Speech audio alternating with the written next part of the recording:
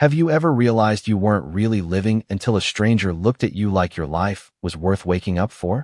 Looking back now, I know that morning didn't change because the fire alarm screamed through the hallway. It changed because, for the first time in years, someone saw me before I had a chance to hide. My name is Ethan Brooks, and when this story began, I was 27 years old, weighed just over 315 pounds, and had quietly convinced myself that the world was a place other people got to enjoy. My apartment had become my entire universe. I worked as a freelance graphic designer from a desk positioned 3 feet from my bed, surviving on deadlines, frozen meals, and excuses that sounded reasonable enough to keep friends from asking too many questions. Maybe next weekend. I'm buried in work. Traffic's going to be awful. The truth was simpler. Every invitation meant putting on clothes that made me uncomfortable, squeezing into restaurant booths that never seemed wide enough, wondering if strangers noticed how winded I became climbing a single flight of stairs.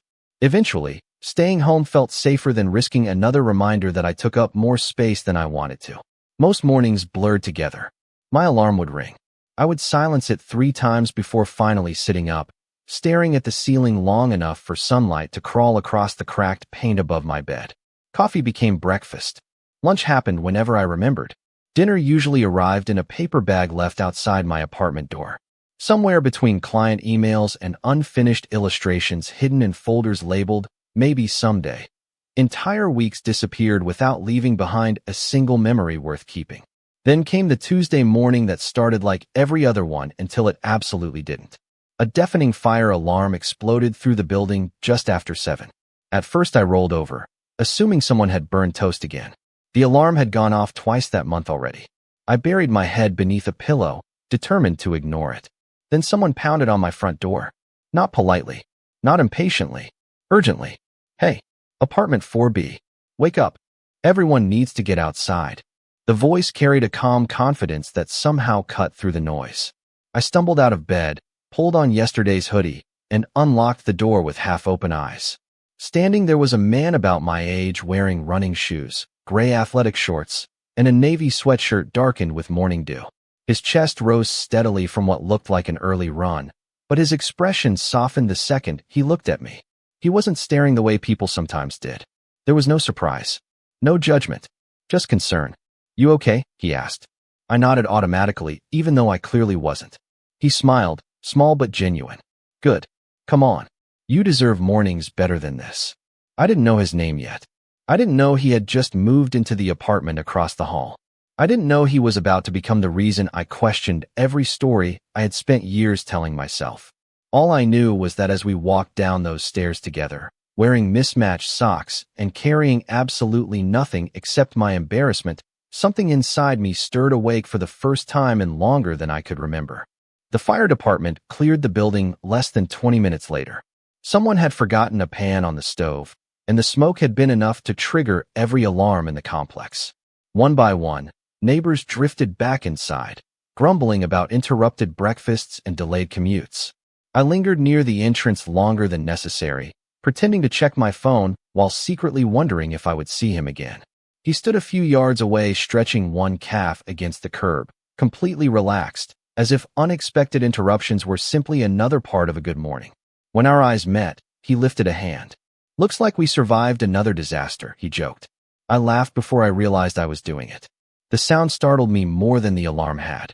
"I guess burned toast almost took us all out," I answered. "I am Noah, by the way. Ethan." He smiled like he intended to remember it.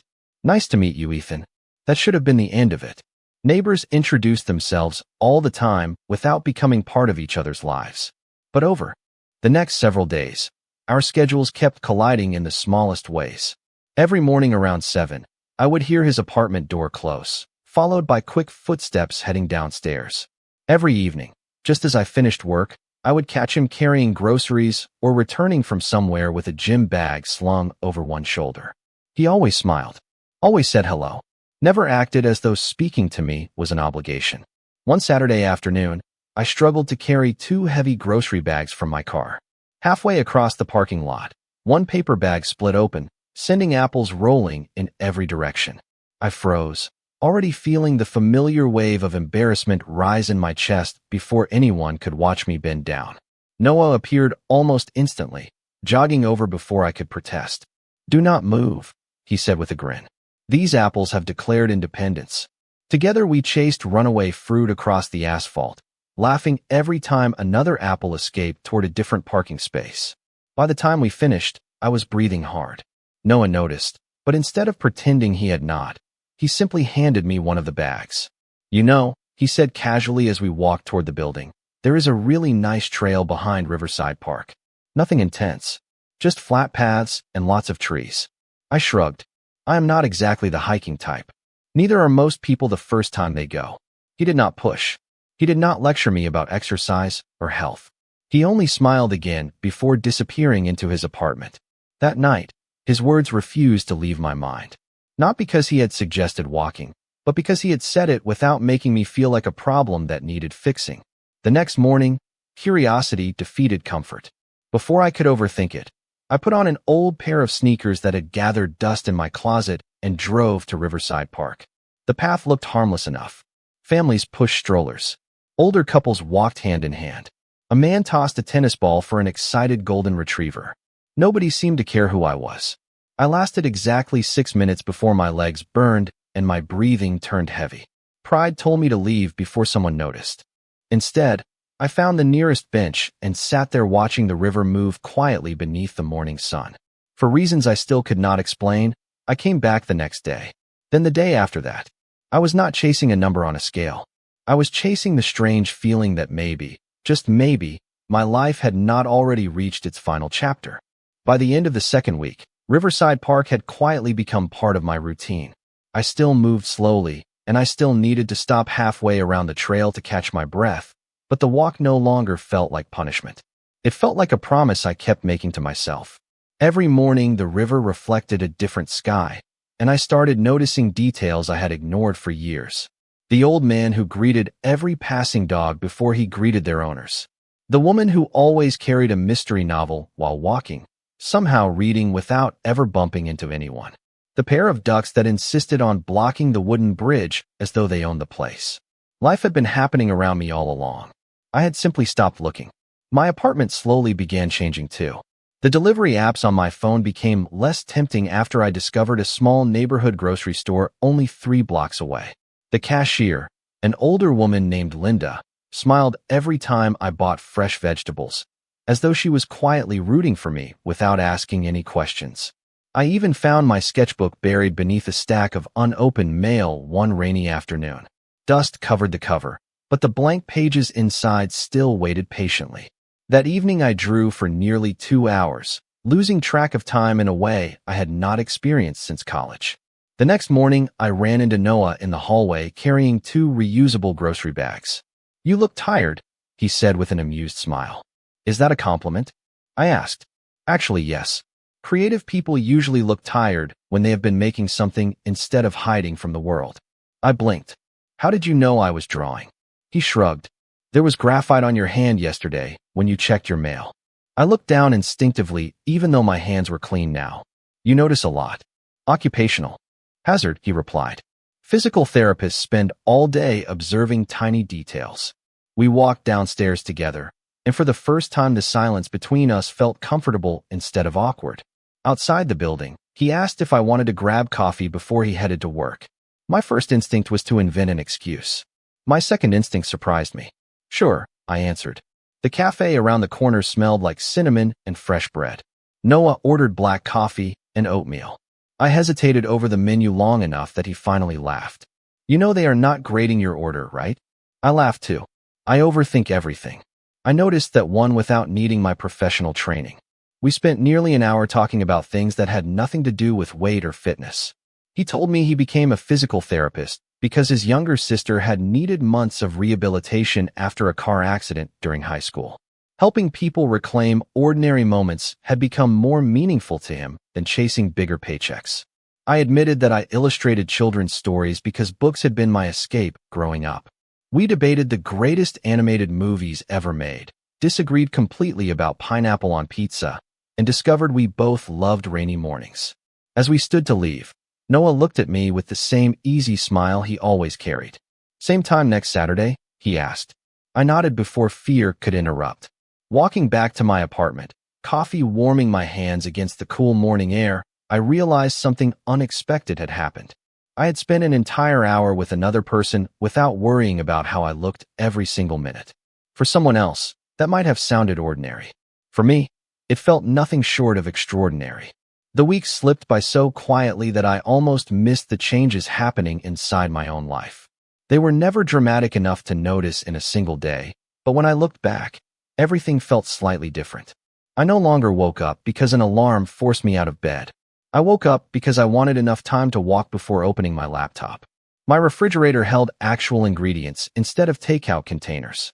My sketchbook slowly filled with colorful illustrations of curious foxes, sleepy bears, and adventurous little birds that somehow carried pieces of my own story inside them. One Friday afternoon, I stepped onto the scale for the first time in over a month. The number blinked back at me. I had lost just over 20 pounds.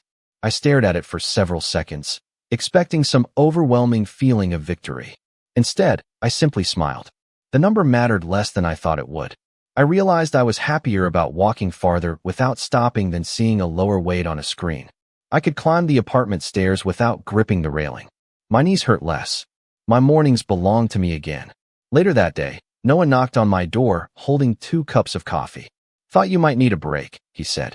We sat on the apartment building's rooftop where a few old chairs overlooked the skyline. The city shimmered beneath the afternoon sun while a gentle breeze carried the smell of fresh-cut grass from the park across the street. I hesitated before telling him about the scale. "I hit a milestone today," I admitted. "Really?" His face brightened. "Tell me." 20 pounds. I waited for the reaction I had imagined for years. Surprise. Excitement. Maybe even admiration. Instead, Noah studied me for a moment before saying something completely unexpected. "You smile more now." I blinked. "That is it." He laughed softly. "Is not that enough?" I looked away toward the skyline. "I guess I thought people would notice the weight first." "Most people probably would," he replied. "But I noticed something else weeks ago." "What?" "The first time we met, you looked at the ground almost every time someone walked by. Now you actually look people in the eye. You laugh without apologizing. You tell stories with your hands." He lifted his coffee cup toward me with an easy grin. "That is the version of you I have been watching." His words settled somewhere deeper than any compliment about appearance ever could. That evening, I opened my sketchbook and drew a man standing beside a river at sunrise. In the first version, he faced away from the water. In the second, he looked toward it. I realized the drawings were less about landscapes and more about choices. A few days later, Noah invited me to help with a community wellness fair where his clinic offered free posture screenings and simple stretching workshops. I spent the afternoon sketching quick cartoon portraits for neighborhood children while parents chatted nearby. Watching kids laugh at oversized ears and goofy hairstyles reminded me why I had fallen in love with drawing in the first place. As the event ended, one little girl tugged on my sleeve and hugged the picture I had made of her family. "I am putting this on my bedroom wall," she announced proudly before running back to her parents. Noah watched the whole moment from across the room. When our eyes met, neither of us said anything. We did not have to. For the first time in years, I was no longer measuring my progress by what I had lost. I was beginning to recognize myself by everything I had quietly found. As summer settled over the city, our Saturdays quietly became something I looked forward to more than any holiday. Sometimes Noah and I wandered through the weekend farmer's market comparing peaches as if we were expert chefs instead of 2 ordinary guys trying to choose the sweetest fruit. Sometimes we walked along the river with coffee in our hands, talking about everything from old family traditions to the movies that had shaped us growing up. Other times we barely spoke at all, letting comfortable silence do the work that awkward conversations never could. Somewhere between those ordinary moments, I realized my feelings had changed. At first I tried to dismiss them as gratitude. Noah had encouraged me without ever making me feel small. He had noticed the person I was becoming instead of the body I had always judged. Surely anyone would become attached to someone like that. But gratitude did not explain why I found myself smiling whenever I heard his footsteps outside my apartment door. It did not explain why every funny story immediately became something I wanted to tell him, or why every accomplishment felt incomplete until I shared it with him. One evening, we were cooking dinner together in my apartment after discovering we both made terrible homemade pizza. The crust looked more like abstract art than food, and we laughed so hard that neither of us cared. As Noah reached across the counter for a jar of basil, our hands brushed for only a second. It was such a small thing that he probably did not even notice, but my heart reacted before my mind had a chance to catch up. I looked away almost immediately, pretending to concentrate on slicing tomatoes, while silently asking myself the question I had been avoiding for weeks. When had friendship become something more? That night, after Noah went home, I stood in front of the bathroom mirror longer than usual. My face looked thinner. My shoulders had changed. My clothes fit differently now. By every visible measure, I was becoming healthier. Yet an old voice I thought had disappeared slowly returned. It whispered that maybe this was the real reason Noah enjoyed spending time with me. Maybe he liked the version of Ethan who was improving. The version moving closer to what the world considered attractive. The thought rooted itself deeper each day. Every healthy meal suddenly felt less like self-care and more like a test. Every morning walk carried invisible pressure. I stopped celebrating the simple joy of moving because I became afraid of losing momentum. If I skipped one day, would everything begin falling apart? If I stopped changing, would Noah slowly stop looking at me the way he did now? Those fears stayed hidden behind easy smiles. Noah never seemed to notice them. Or perhaps he noticed more than I realized, and simply waited for me to speak first. One Saturday afternoon, while we rested on our favorite bench overlooking the river, he handed me a small notebook wrapped in plain brown paper. "For your next story," he said. "You have been filling sketchbooks faster lately." I opened it carefully. The first page was blank except for one sentence written neatly across the top in blue ink. It read, "Leave room for surprises." I smiled, thanked him, and tucked the notebook into my backpack, but the words lingered in my mind all evening. I assumed he meant future drawings. I had no idea the biggest surprise waiting for me was not hidden inside empty pages. It was hidden inside my own heart, and I was still too afraid to believe that someone could care about me without asking me to become anyone other than myself. The change came so quietly that I almost missed it.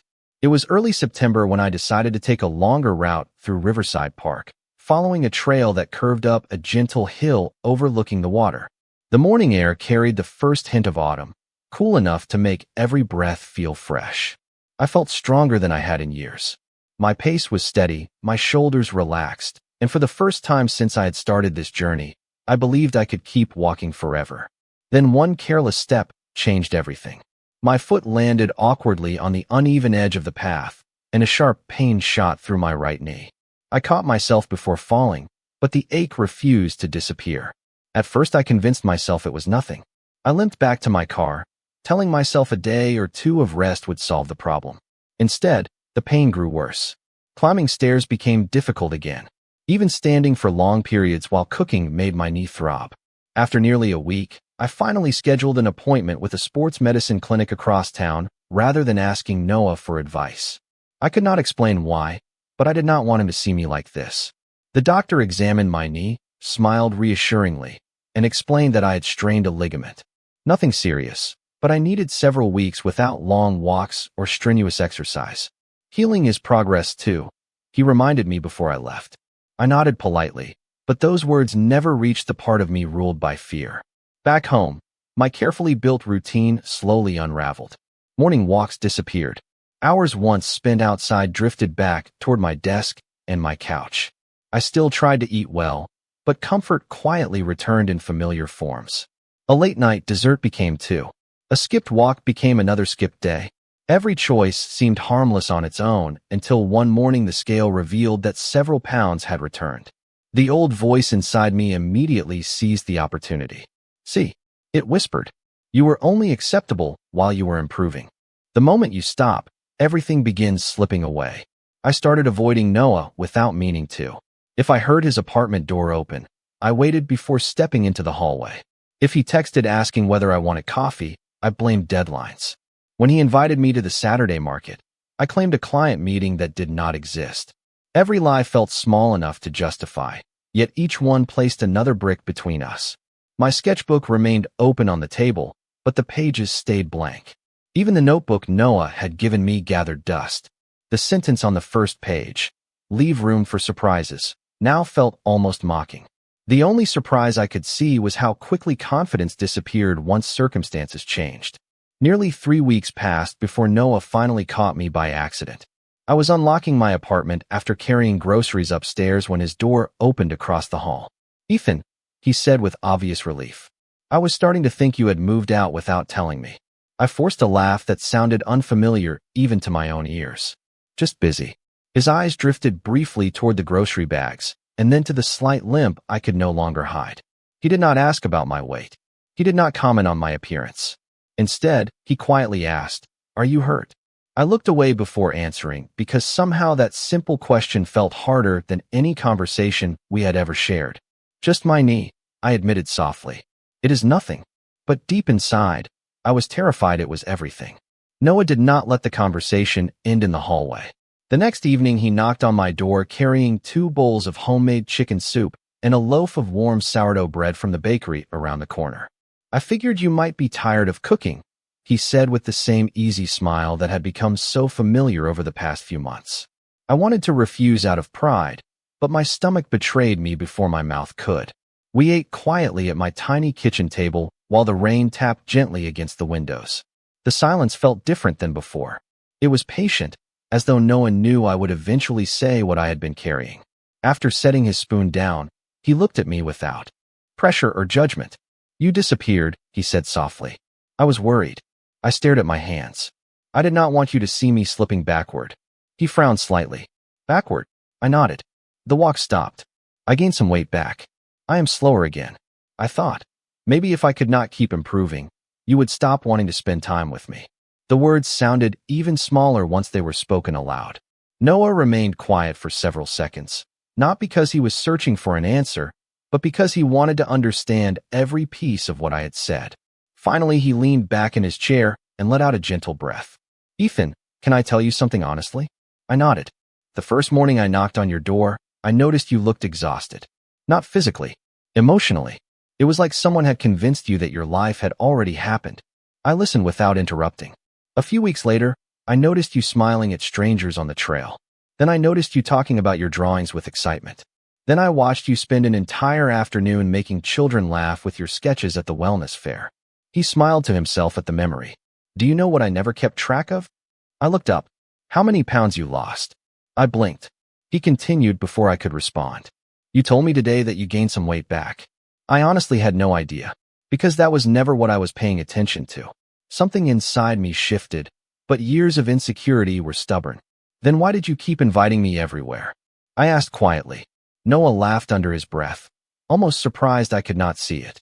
"Because I liked being with you. You ask thoughtful questions. You notice little things that other people miss. You make terrible pizza, but somehow you make every ordinary afternoon feel interesting. You became happier, Ethan. That is what drew me closer." My eyes stung, and I quickly looked toward the rain outside the window. He continued in the calm voice that had always made everything feel less frightening. "Bodies change. Careers change. Plans change. Everyone has seasons when progress slows down. But joy, kindness, curiosity, those are the things that make people want to stay." The apartment fell silent again except for the rain. After a long moment, Noah reached into his jacket pocket and placed the small notebook he had given me weeks earlier back onto the table. I had forgotten that I left it in his car after our last coffee together. He opened it to the first page where the words still waited in blue ink. "Leave room for surprises." Then he turned to the next blank page and handed me a pen. "I think your next chapter starts here," he said with a gentle smile. For the first time in a very long while, I believed he might be right. Over the following months, I stopped trying to recover the version of myself that existed before my knee injury, because I finally understood that healing was never about returning to an old place. It was about moving forward from wherever life had left me. My physical therapist helped me rebuild strength one careful exercise at a time, but the bigger transformation happened in ways no scale could measure. I started drawing every morning before opening my work emails. The blank notebook Noah had returned to me slowly filled with ideas for a children's story about a shy little fox who believed he had to become someone else before he could find his place in the forest, only to discover that the friends who truly mattered had been waiting for him exactly as he was. Every page felt strangely personal, even though no human character appeared in the story.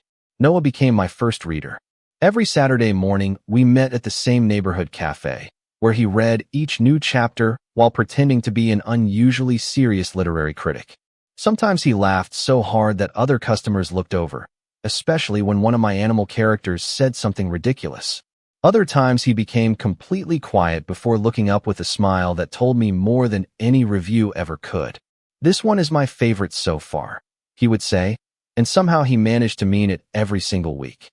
Autumn slowly gave way to winter, and with it came another surprise. A small independent publisher accepted my manuscript and wanted to turn it into a real picture book. I read the email 3 times before believing it.